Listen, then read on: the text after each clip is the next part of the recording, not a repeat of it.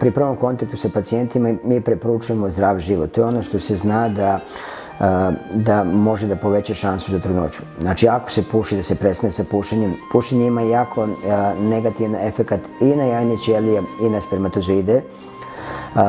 Preporučujemo spavanje, fizičko kretanje, pravilnu ishranu.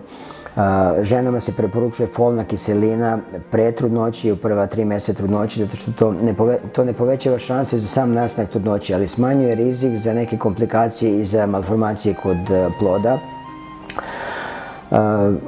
Tako da neki poseban životni stil ili neki suplementi, znači ne postoji nikakva naučna evidencija da će to, sem nekog zdravog života, normalnog, pravilne ishrane, da će to dovesti do boljih rezultata.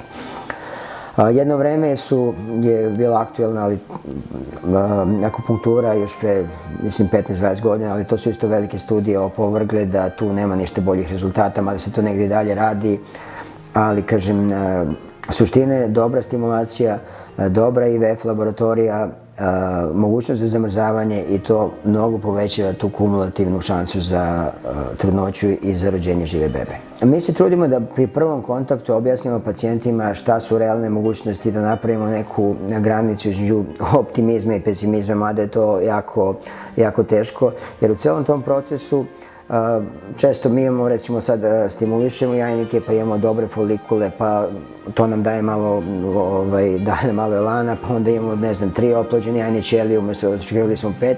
Tako da mi se trudimo da pacijentima objasnimo da ti međukoraci za krajnji cilj nisu toliko bitni, da ne treba da se mnogo nadamo ako nam taj prvi korak bude dobar, nama je cilj da na kraju dobijemo živo i zdravo dete. Mi imamo u ordinaciji psihološku podrugu, imamo psihologa koji radi sa nama, tako da uvijek ponavljamo pacijentima da li oni hoće da porazgovaraju sa psihologom, kako da rešavaju te konfliktne situacije, kako da to iščekivanje, na koji način da reše, tako da mislim da je to jako dobro za ljude koji smatraju da će im to pomoći.